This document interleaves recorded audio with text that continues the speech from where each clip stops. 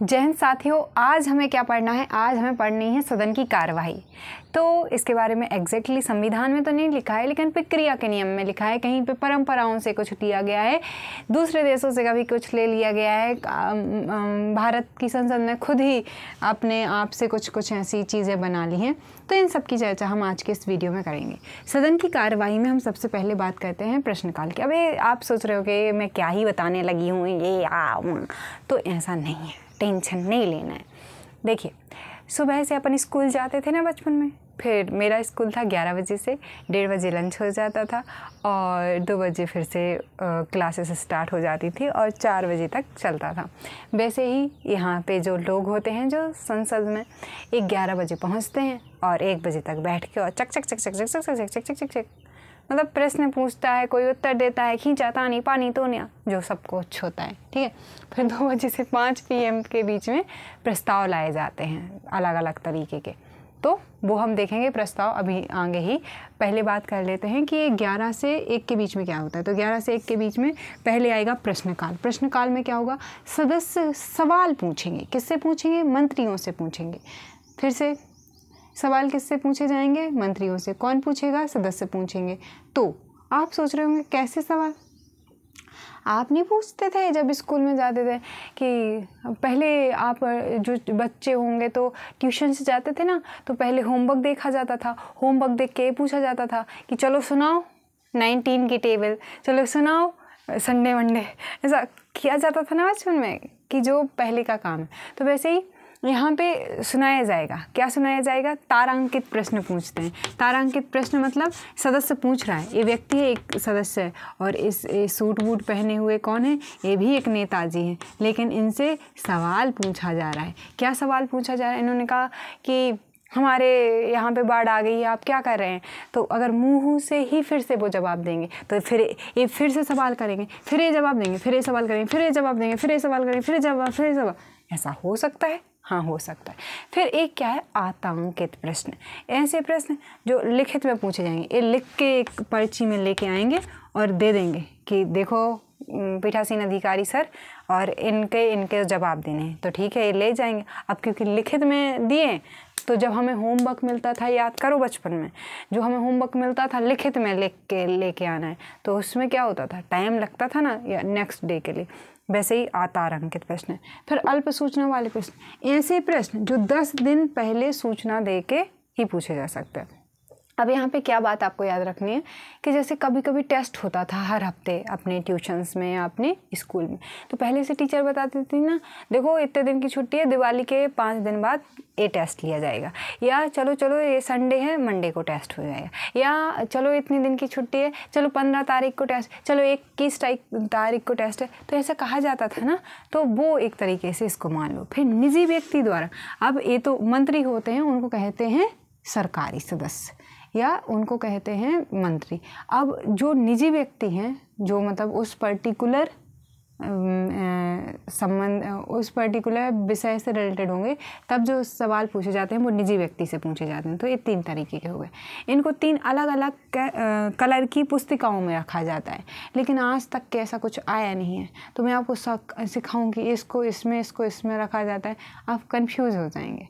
ठीक है। तो इस वजह से वो आप छोड़िए, आप बस ये जान लीजिए तारांकित अल्प सूचना वाले प्रश्न, निजी व्यक्ति द्वारा पूछे जाने वाले प्रश्न पहले घंटे में निपटा दिए जाते हैं। फिर इससे आगे क्या होता है? शून्यकाल। अब शून्यकाल क्या होता है? इसके जस्ट बाद ये स्टार्ट हो जाता है शून्यकाल। शून्यकाल में भारत में हमेशा से ये जो है प्रक्रिया में लिखा हुआ है, सदन की जो प्रक्रिया के नियम है उसमें लिखा हुआ है, इसके बारे में कहीं जिक्र नहीं किया है। इसको 1964 से स्टार्ट कर दिया है। ठीक है। अब अनियत प्रश्न, अनियत दिवस मतलब ऐसा दिवस मतलब कि पहले से डिसाइड नहीं था कि इस दिन इस चीज़ पे बात करनी है या कुछ भी करना है, लेकिन सडनली वो इम्पोर्टेंट है। तो क्या कर देंगे? पीठासीन अधिकारी प्रधानमंत्री से, यानी कि सदन के नेता से और कार्यमंत्रणा समिति से पूछ के और उस विषय पे बात करना स्टार्ट कर सकते हैं। विलंबकारी प्रस्ताव, इसमें क्या होता है? विलंब की जो भी चल रही होती है संसद में चर्चा वर्चा, उसको क्या कर दिया जाता है? विलम्ब कर दिया जाता है। विलम्ब मतलब तनक देर बात कर लेना, थोड़ी देर बात कर लेना, तो उसको कहा जाता है विलम्बकारी। अब औचित्य प्रश्न, अचानक से आ जाए विपक्ष का कोई नेता और कहे कि औचित्य का प्रश्न, औचित्य मतलब जिसका औचित्य है, कहते हैं ना कि तुम्हारी बात का औचित्य क्या है, तो औचित्य है ऐसी किसी बात पे सदन की कार्यवाही रुक जाएगी। लेकिन ऐसा रियल में होना चाहिए, ऐसा नहीं कि हवा में। आधे घंटे की बहस, किसी सार्वजनिक महत्व का मामला है जिसमें बात करना बहुत ज़रूरी हो गया है, तो उसको कभी भी आधे घंटे की बहस के लिए उसमें आधे घंटे बहस की जाती है। अल्पकालिक चर्चा, इसमें 2 घंटे बहस की जाती है, सेम है, इसमें 2 घंटे से ज़्यादा नहीं लगते हैं, तो इसमें 2 घंटे के लिए चर्चा की जाती है। अब ये तो आपको आ गई होगी बात सदन की कार्यवाही के बारे में समझ में। अब यहाँ पे जो प्रस्ताव रखे जाएंगे 2 बजे से 5 बजे के बीच में, वो कौन कौन से प्रस्ताव होंगे, तो अभी हम पढ़ेंगे। क्या पढ़ेंगे? प्रस्ताव पढ़ेंगे। मैं लिख ही देती हूँ। चलिए तो अब बात कर लेते हैं प्रस्तावों के बारे में। तो प्रस्ताव पहले तो देख लीजिए कि कितने तरह के होते हैं। तो सदस्यों द्वारा चर्चा के लिए लाए गए वो प्रस्ताव होते हैं। तो एक प्रस्ताव जो मूल प्रस्ताव होता है, मूल प्रस्ताव का अर्थ क्या है? ड्राफ्ट के रूप में पहले वही मूल रूप से उसी को लाया गया है, लेकिन उसके बदले में कोई आ जाए तो स्थापन्य प्रस्ताव। अगर इसको पूरक के रूप में लाया जाए एक प्रस्ताव, यानी कि किसी का संशोधन करके लाया जाए, किसी के लिए सहायक के रूप में लाया जाए, तो उसको हम पूरक प्रस्ताव के रूप में जानते हैं। तो ये तो आपको समझ में आ गया होगा, बहुत ही सिंपल सी बात थी। अब बात करते हैं कटौती प्रस्ताव की। कटौती प्रस्ताव 4 तरीके के होते हैं। साधारण कटौती प्रस्ताव, यानी कि पूरी वार्तालाप हो गई है और अब साधारण उसमें मतलब कि साधारण प्रस्ताव अब उस पर मतदान कराया जाएगा और ठीक है रख दिया जाएगा। फिर घटकों की, तो इसमें क्या किया जाता है कि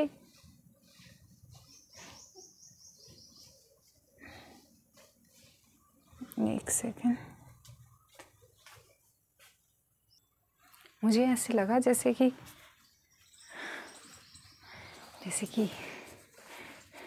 मेरी बहन आ गई हो और वो आई है नहीं, बुआ के यहाँ है, तो मैं खुश हो गई थी। तो हम पढ़ाई कर रहे थे और हम पढ़ाई में क्या कर रहे थे, हम कटौती प्रस्ताव देख रहे थे। मैंने साधारण प्रस्ताव के बारे में बता दिया था। साधारण प्रस्ताव क्या होता है कि कोई प्रस्ताव लाया गया, अब उस पर पर्याप्त चर्चा हो गई है, अब उसको मतदान के लिए रख देते हैं, तो उसको हम क्या कह देते हैं? साधारण कटौती प्रस्ताव। अब घटकों की कटौती प्रस्ताव का मतलब क्या होता है कि एक जैसी जो चीज़ें हैं उसको एक घटक, एक समूह के रूप में रख लिया, फिर उस पर एक साथ में क्या करवा दिया? मतदान करवा दिया। कंगारू, हर एक चीज़ पे नहीं, कंगारू कटिंग जानते हो ना, तो कुछ खंडों पे बस, महत्वपूर्ण खंडों पर बस चर्चा होती है और मतदान करा दिया जाता है, उसको कंगारू कटौती कहते हैं। अब गिलोटिन कटौती, तो ऐसे जिस पे चर्चा नहीं हुई है, तो इस तरीके से वो प्रस्ताव रखा जाता है कि मतदान से पहले चर्चा वर्चा होके थोड़ा बहुत, और गिलोटिन के रूप में सबसे बुरी मानी जाती है क्योंकि चर्चा ही नहीं हुई है, फिर पर्याप्त आप सीधा मतदान के लिए रख रहे हो। ठीक है, अब बात कर लेते हैं कुछ उदाहरणों की जो महत्वपूर्ण प्रस्ताव हैं। तो एक है विशेष अधिकार प्रस्ताव। विशेष अधिकार मतलब इसमें प्रस्ताव में देखा जाएगा कि जो संसद सदस्य हैं, समितियां हैं, इनके विशेष अधिकारों का हनन तो नहीं हो रहा है, नाम से स्पष्ट है। ध्यान आकर्षण प्रस्ताव, यानी कि पूरे सदन का ध्यान आकर्षित करने के लिए जो प्रस्ताव लाया जाता है, ध्यान आकर्षण प्रस्ताव। स्थगन प्रस्ताव सबसे इम्पोर्टेंट है, 50% के उसके साथ में लाया जाता है कि वो होना चाहिए, तभी इसको लाया जा सकता है। और स्थगन प्रस्ताव से स्थगित हो जाती है जो भी चीज़ें चल रही होती हैं। तो ऐसा कहा जाता है कि ऐसे विषय पे स्थगन प्रस्ताव नहीं ला सकते आप जिस पे ऑलरेडी चर्चा चल रही हो, है ना। वो बहुत ही ऐसा होना चाहिए, उसमें कहीं और संयुक्त बैठक में कहीं पे और पे कुछ और ना हो रहा हो, तब स्थगन प्रस्ताव लाया जाता है। अविश्वास प्रस्ताव सबसे इम्पोर्टेंट है और केवल लोकसभा में ही लाया जा सकता है। तो इधर क्या होता है विश्वास प्रस्ताव में कि जब कभी विपक्ष देख लेता है कि इनके पास मत कम हो रहा है, जैसे अभी गठबंधन की सरकार है, अगर 1-2 पार्टी अपना वो हाथ खींच लेती हैं तो सरकार गिर जाएगी, तो वो क्या करेंगी? वो अविश्वास प्रस्ताव लेके आ जाएंगे। अविश्वास प्रस्ताव लेके आ जाएंगे और वो पास हो गया तो सरकार तो गई, मंत्रिपरिषद तो गया। विश्वास प्रस्ताव, जब सरकार को ये फील हो कि लोगों को विश्वास नहीं हो रहा है हम पे, उन्हें लग रहा है कि हमारे पास अच्छी मेजॉरिटी नहीं है, तो वो खुद के लिए भी विश्वास प्रस्ताव ला सकते हैं। निंदा प्रस्ताव क्या है? विपक्ष ला सकता है और इसमें निंदा की जाती है, लेकिन इसमें मंत्रिपरिषद इस्तीफा दे ही ये इम्पोर्टेंट नहीं। धन्यवाद प्रस्ताव तो हमने देखा था कि जब राष्ट्रपति का अभिभाषण, विशेष अभिभाषण होता है जब, तो उसके बाद में प्रस्ताव लाया जाता है, धन्यवाद प्रस्ताव, उसका पास होना अत्यंत आवश्यक है। तो वही है धन्यवाद प्रस्ताव। अब हम नेक्स्ट वीडियो में या अभी ही क्या देख लेते हैं, राज्यसभा और लोकसभा क्या क्या कब कब कैसी कैसी स्थिति है उनकी। ठीक है, तो ये है लोकसभा और राज्यसभा जहाँ बराबर हैं। कहाँ बराबर हैं? कोई भी साधारण विधेयक पास करना हो या संविधान संशोधन विधेयक पास करना हो, संशोधन विधेयक, अगर मतलब कि महाभियोग लगाना हो, किसी भी उससे स्टार्ट कर सकते हैं, किसी को हटाना हो तो भी ये स्टार्ट कर सकते हैं। ये सब चीज़ें, इनमें लोकसभा और राज्यसभा दोनों को बराबर का हक है। लेकिन राज्यसभा कहाँ पे पावरफुल है और लोकसभा की स्थिति कम है? तो राज्यों के संबंध में जो राज्य सूची पे जो कानून बनाने होते हैं वो यहाँ पे विशेष बहुमत से लाया जाता है, वो बता भी चुकी हूँ। और 312 के तहत जो अखिल भारतीय सेवाएं हैं उनके लिए, है ना, और राज्यसभा में राज्यसभा के सभापति को हटाने के लिए, इन 3 कंडीशंस में बस राज्यसभा के पास में कुछ विशेष स्थिति बनती है। लोकसभा का पावरफुल होती है राज्यसभा से। तो यहाँ पे आप देख सकते हो कि एक तो धन विधेयक के संबंध में इनके पास में कोई वो है नहीं। फिर दूसरा आप देख सकते हो कि धन विधेयक के संबंध में चर्चा बस कर सकते हैं, मतदान नहीं कर सकते हैं, और इनको अविश्वास प्रस्ताव भी यहीं पे लाया जाता है। और जो वो है ना आपातकाल के लिए वो करना, तो वो भी आप लोकसभा में ही पास करा के स्थगित कर सकते हो, वित्तीय नहीं, आपातकाल को, नेशनल इमरजेंसी को। और लोकसभा में संयुक्त बैठक की जो अध्यक्षता है वो कौन करते हैं? राज्यसभा के सभापति नहीं कर सकते, और लोकसभा के अध्यक्ष ही करते हैं।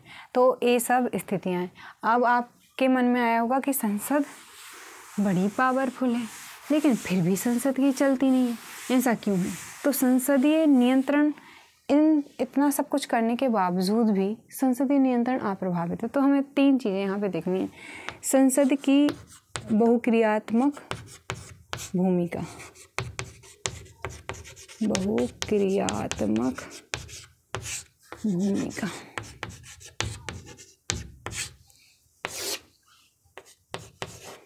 वो विधायी है।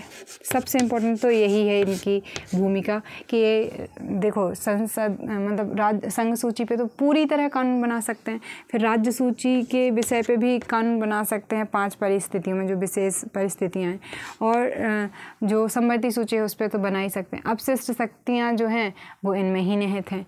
और अगर बात करें कि विधायन जो कार्यपालिका द्वारा लाए जाते हैं तो उनको देखती है। अब दूसरा अगर करें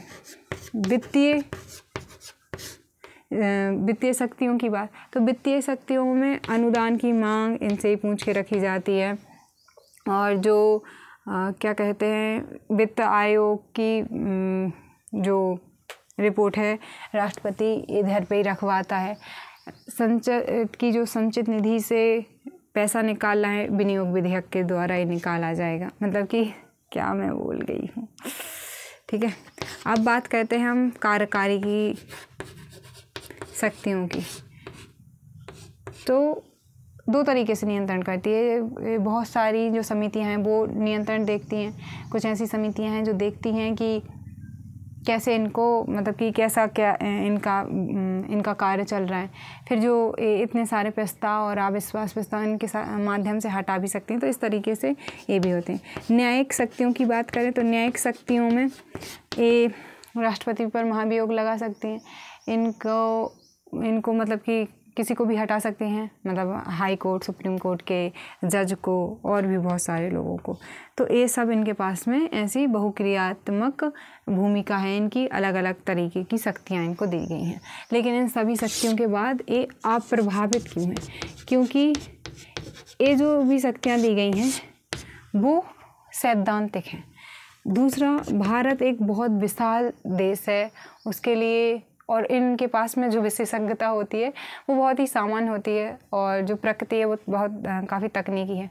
दूसरा ये है कि इनको जो भी शक्तियाँ दी गई हैं, संसद को जो शक्तियाँ दी गई हैं, क्योंकि संसद और विधायी एक दूसरे से सामान्य कह के ही बनी है, तो बोलबाला तो उनका ही रहता है।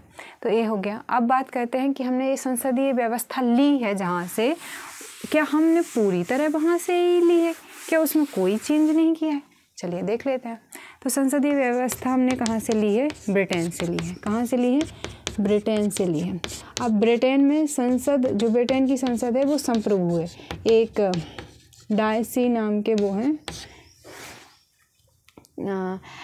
राजनीतिक विद्वान, उन्होंने कहा है कि ब्रिटेन की संसद आदमी को औरत और औरत को आदमी बनाने के अलावा सब कुछ कर सकती है। और अगर हम भारत की संसद की बात करें तो भारत की संसद जो है वो संप्रभु तो है लेकिन सीमित है। फंडामेंटल राइट्स का हनन नहीं कर सकती, जुडिशरी रिव्यू किया जा सकता है, मतलब न्यायपालिका की स्वतंत्रता है, और संघीय प्रकृति है भारत के एज अ राज्य। तो इन वजहों से हम संसद से लिया है हमने, लेकिन काफ़ी हद तक अलग है। दूसरा हमने ये देखा ही है, कैबिनेट भी हमने वहाँ से लिया है, तो उसमें भी अंतर है। कैसा अंतर है वहाँ पे? कैबिनेट, वहाँ पर एक शैडो कैबिनेट होती है, मतलब हर एक मंत्री जैसा ही विपक्ष में एक मंत्री होता है, और वो कानूनी रूप से उत्तरदायी होते हैं। तो ये दोनों ही चीज़ें नहीं है भारत में। और उधर का जो प्रमुख है, राज्य प्रमुख, वो एक राजा या रानी होता है। यहाँ पे गणतंत्र है हमारे यहाँ, तो चुना हुआ होता है। बिल्कुल ऐसा लग रहा है अभी चक्कर खा के गिर जाऊँगी, बिल्कुल इतनी प्यास लगाई और खड़े होने की हिम्मत नहीं है। तो थैंक यू सो मच, मिलते हैं नेक्स्ट वीडियो में। जय